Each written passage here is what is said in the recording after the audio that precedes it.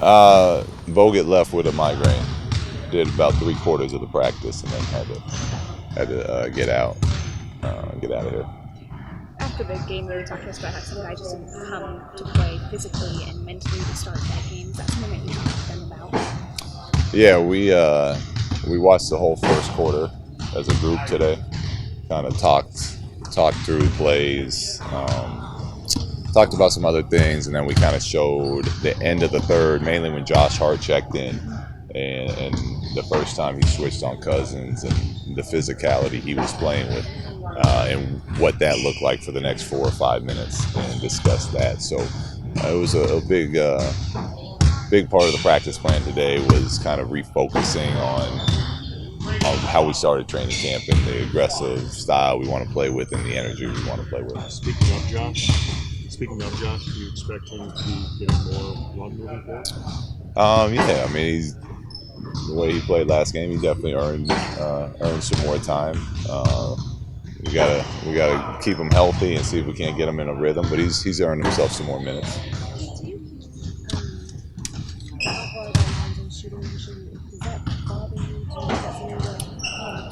No, not at all.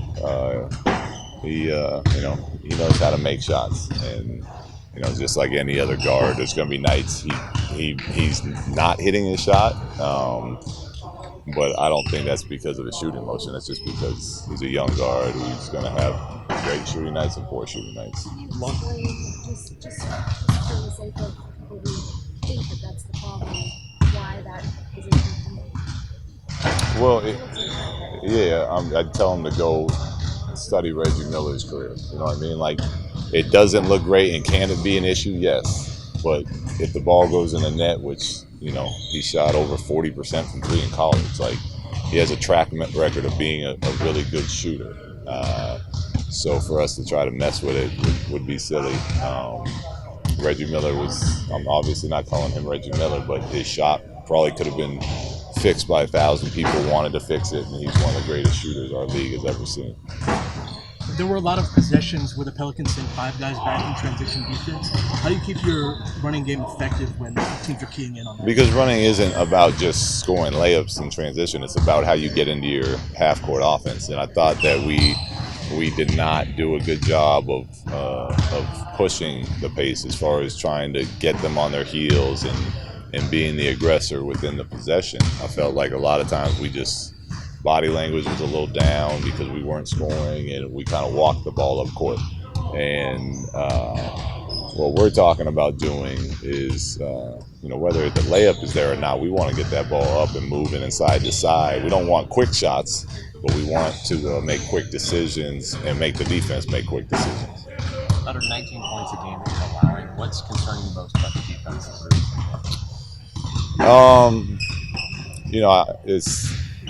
You could pick out different things from different games. Last night it was how easily we let them.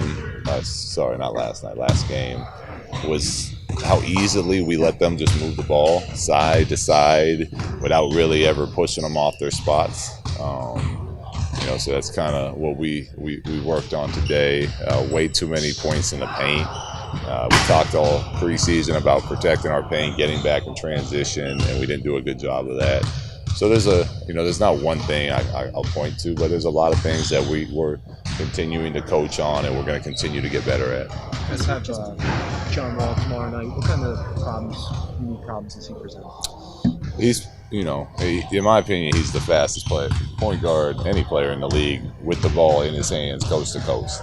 So, we struggled a little bit with Cousins and Anthony Davis going coast to coast on us. We got to be ready to wall up, and it's not his defender's job to stop him. It's the entire team when he's in transition and he's coming down. So we got to be ready to take on that challenge. He likes to get down the post a little bit. So our guards have to be ready to play some individual post defense. And he's he's a great player. He makes big shots. So if the game's close at the end, we got to be ready to key in on him and try to make other people beat us. Do you think sometimes he gets a little overlooked in the league-wide conversation?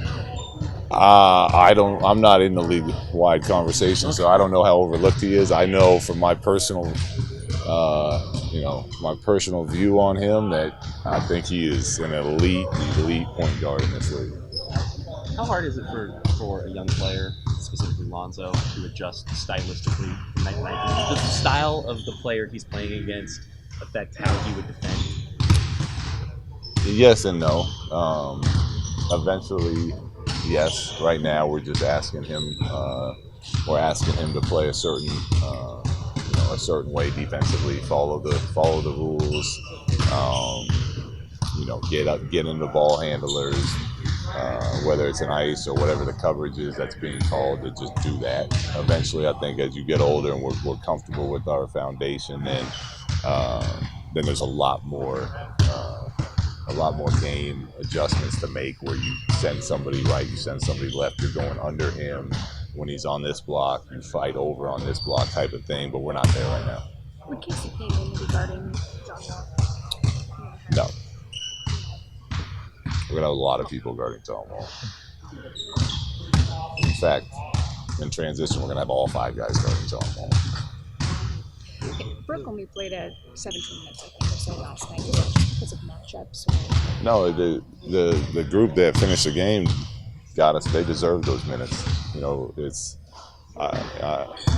you gotta earn the right to play. I mean, it's a privilege to play the game of basketball, and especially at this level. And if guys are in there, whether they're the starters or they're not, and they're playing as hard as that group was that came back from 22, unless they're too tired to finish, I'm going to let them have that opportunity to finish the game. So it wasn't matchups or anything else, and it was just more that group had gotten us back in, so they deserved the right to try to finish. Is it going to be nice for you to have Metta back in the building? Yes, absolutely. Love working with Metta. Metta's obviously a champion, and he's got one of the great defenders of the time I spent in the NBA. So whether how much he's helping us out, we'll find out. But it'll still be nice having him around the building, talking to players, and having them pick his brain a little bit. Pretty amazing story when you think about just image rehab. Oh, it's unbelievable, and one of the things that make people love Metta is he's open about it. He'll tell you about what he was like when he first got to the NBA, what he was like before, growing up, and where he's at now is comes from the work that he put in. He'll tell you. I mean, he said after we won the championship, he sees my strength. I want to thank my strength, whatever.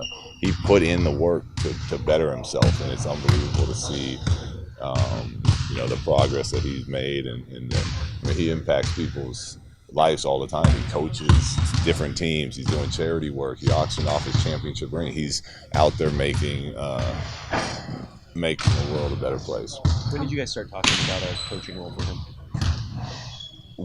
Me and him brought it up after last season, and then he wanted to keep playing. So then, I filled my staff out. So by the time I think he made the decision to stop playing, my staff was full, but he wanted to get into coaching. So put him into contact with Kobe Carl and Joey Buss, and he's gonna be helping out with them officially. But like I said, it'll be nice having him in here, just throughout the day. What do you think would make Metta a good coach?